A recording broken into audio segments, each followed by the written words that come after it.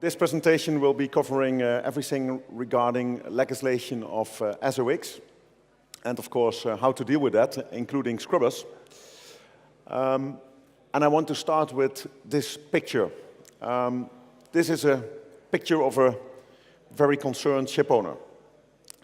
And why is he concerned? He is concerned because there will be legislation from the 1st of January 2020. And making a good decision is difficult. And this decision might be one of the most important decisions, let's say, for the coming years, because it will impact your competitiveness to a large extent. And it needs to be said that any decision that you will make will impact your peace of mind. Even when you make no decisions, it will be a decision, but because it will have huge consequences. If we start with the legislation, and I do that really quickly because I assume that most of you will know it, we have the ECA areas, and they are already in force from the 1st of January 2015, 0.1%. Next to that, in 2020, we have the 0.5%, which is a global legislation. What is more interesting is, will IMO delay the enforcement of the global sulfur cap? And for some people, that remains a question mark. And if I talk to customers, some of them still believe or hope that this legislation will appear, that this legislation will be delayed, and then they might look, for instance, at ballast water. To come back to that question, IMO has enforced, last October 2016, this legislation. And they have accepted the resolution on MARPOL Annex 6, and it will kick in on the 1st of January 2020. There's no doubt about that. What IMO also did is they have asked a subcommittee of MEPC, which is called PPR, to work on a smooth transaction from high sulfur fuels to low sulfur fuels. And then you need to think of the impact on equipment and machinery.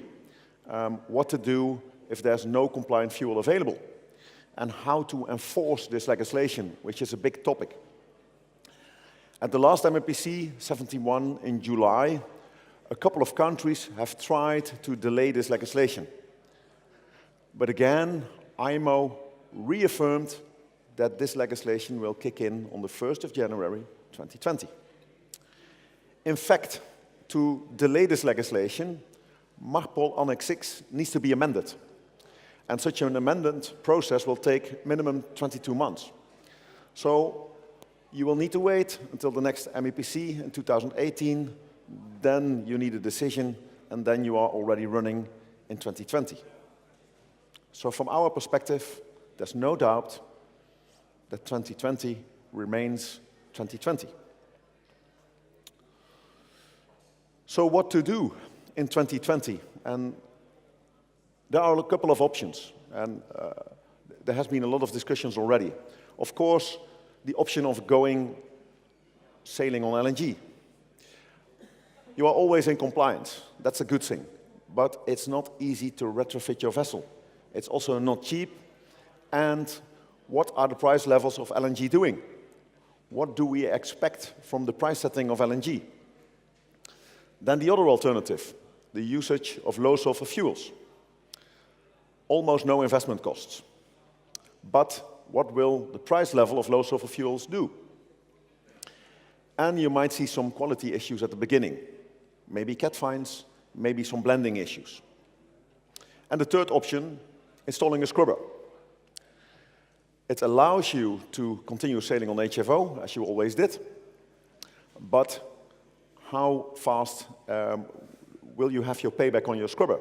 And that's fully depending on the delta between HFO and low sulfur and on low sulfur MGO. If we look at fuels, and we look at low sulfur fuel availability, last year IMO has asked for 2 studies. And CE Delft did a study, and BIMCO did a study. And the outcome of the CE Delft study was that there would be enough low sulfur fuel.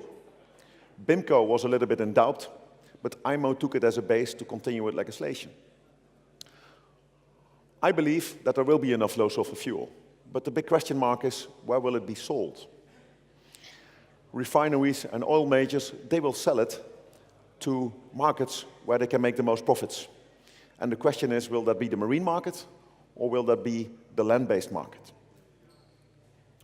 If you look at the price deltas, so far, we have seen price deltas that are ranging between 160 and 200 US dollars the last couple of years. We have seen higher deltas before 2015. An interesting question, of course, is what will that price difference do? How will it move on after 2020? And that's a difficult question, and the only thing I can do is speculate a little bit on it. If you look at low sulfur fuel, then it's likely that there will be an increase in demand. And normally an increase in demand will lead to an increase in price. On the other spectrum, we have HFO. And HFO is a byproduct from oil majors, from a refinery process. They need to get rid of it. We have had many talks with oil majors, and they cannot continue storing it. And they have only two outlet channels. One outlet channel, 50%, is the marine world, and the other outlet channel is the land-based power plant market. If the marine world would go to a large extent for low sulfur fuels, that outlet would disappear for HFO. What would the refineries do, or the oil majors? Most likely drop their price to make their product more interesting for the marine world, so they get a further adoption of HFO. We believe that that's a very likely scenario, but as said, I'm not an oil specialist. So don't wait too long with making your mind up and making your choices. You might see issues with dry docking capacities. There's ballast water legislation, there will be scrubbers, there might be LNG implementations, there will be pressure on yard capacity, there will be pressure on engineering companies, there will be pressure on our company, on the scrubber side. And it needs also to be said that today there are many scrubbing companies, but there are only a few companies out there that have an extensive reference list and that can do the whole operation from start till finish. And it's important to choose a reliable company there. So what Alfa Laval is offering is peace of mind. And of course, that's easily said. And the most important question, of course, is how can you promise that? What's behind it? What's behind it is an extensive history. We started this business already in the 60s with inert gas business. And inert gas is being used on board of tankers. And within that technology, already scrubbing is applied for many, many years. And what we did in 2009 is we used that technology and we incorporated it into our scrubbing technology. And we used it into a different application. In 2009, we had our first pilot on the DFDS for Carrier Seaways, a huge 20 megawatt two-stroke engine. Then in 2012, we continued our development by having a pilot with Spliethoff. It incorporated two main engines, two auxiliary engines, and it was the first multiple inlet system in the world. Altogether, it was about 28 megawatts.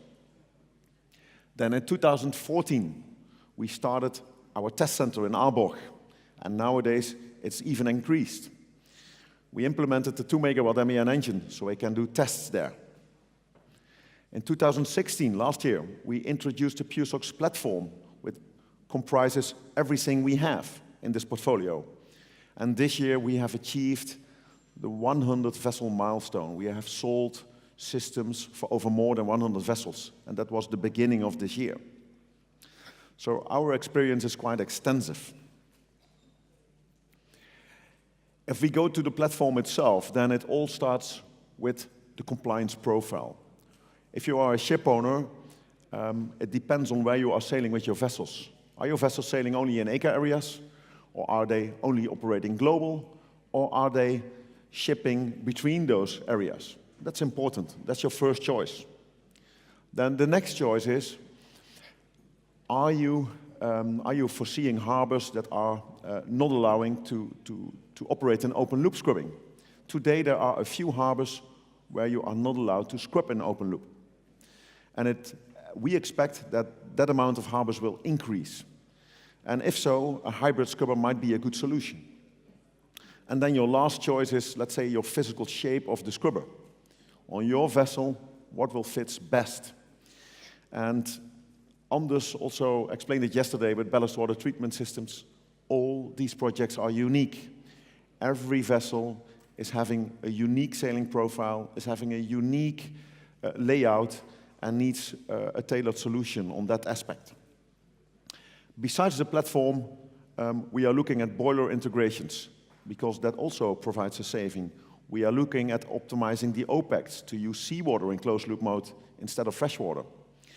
And we are looking at connectivity modules, using the data from the system to optimize your OPEX, to make MEPC reporting more easy for you. So we are setting the first steps also on connectivity. Within this area, within scrubbing land, we are using Alfa Laval core technologies. We are using our water cleaning unit, we are using our plate heat exchanger, we are using our separators, and the scrubbers are made in-house. If you look at our water cleaning unit, then that's unique. It's patented, and it uses our separators. We have also split up the module itself, so it can be easily fit into your vessel. And the good thing of this module is, it's independent from ship movement. So if your ship is moving, it will still work. If you are having a technology based on a settling tank, it's far more sensitive for ship movements. So this technology will work under all circumstances.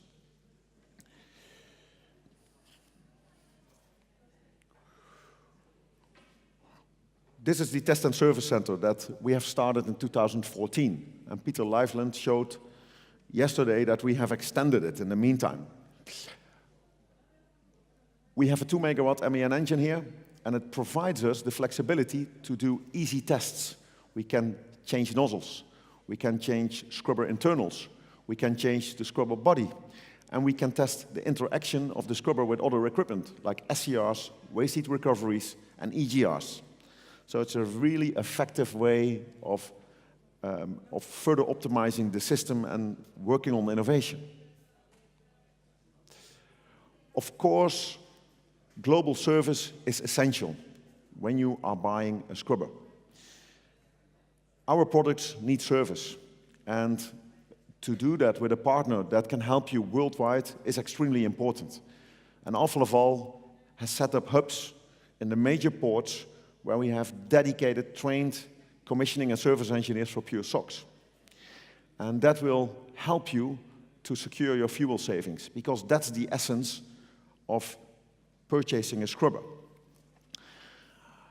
In our service offering, we offer, of course, spare parts. But we have an increased portfolio. Nowadays, we also do conditioning and performance audits. We provide training. We provide electronic training. We provide an exchange program for sensors and also connectivity. And we are setting the first steps in that area already. Some customers are already hooked up to the net and providing data. If you are looking for a scrubber supplier, then this might be a checklist that can be used. Does your supplier have a global service and support network? As said, extremely important. Do they have a proven solution? How many systems are in real operation? Because some installations are out there, but they are not being used because they are installed for the 0.5 legislation in 2020. Or they are installed because the owner has received an exemption. Are they using core technology? Do they have that in-house? If they have an issue, do they have it in their own hands? Can they ensure compliance, and how do they do that? Have they seen returning customers? That's always a good sign. And are they active in the complete value chain? Are they dedicated working on this topic from start till finish? Commissioning a scrubber is not easy. The system contains a lot of components spread out over the vessel, and also the cooperation with yards is difficult. You need to have solid project management.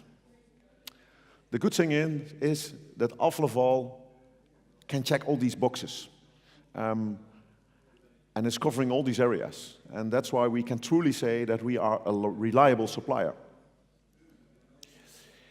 If you look at our reference list, more than 130 systems sold, over more than 109 vessels, and all our systems are still in operation today. Also, the first one that was installed in 2009 is being operated by DFDS every single day. This is an example of another customer, a large customer for Alfa Laval. It's Grimaldi, and also Finnlines is part of the Grimaldi group. They have experience with us, they have experience with some other makers, and they know very well how difficult it is to implement a good system. And they know how important it is to have a good backbone. And that's an organization that can help you when there are issues. So they are very happy with Alfa Laval because we have everything in-house. So don't lose your head, make the right choice, start thinking ahead, and it shouldn't keep you awake. Thank you very much.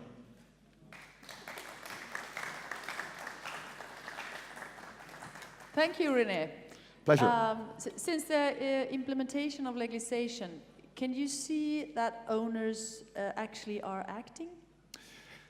Yes. I think we have seen, let's say, an order glut between 2011 and 15, let's say for the first legislation of 0.1%. And now, since legislation was announced in October last year, we can see global ship owners moving. So for the first time this year, we see Greek owners moving, that's new. We see Japanese owners moving, that's new. And we see other Asian owners moving. So we see a complete new market that starts to move, mainly on the new build side, and it's slowly starting now on the retrofit side also. So that's a good sign. And they move to the right side? I think they move to the right side, yes. Yes. Thank you so much for coming, Rene Diks, from Alfa Laval.